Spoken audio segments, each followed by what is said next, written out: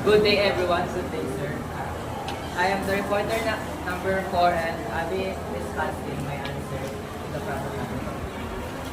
When Jose weighed his balikbayan box, its weight was 34 kilograms.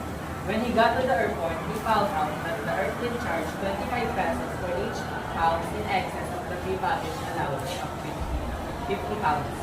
How much will Jose pay for the excess weight?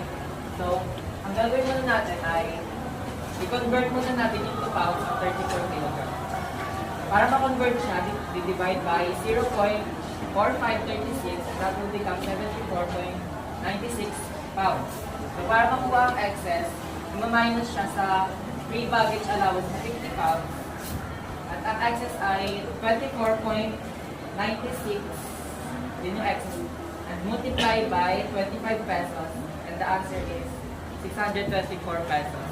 Ayun po yung excess na babayaran.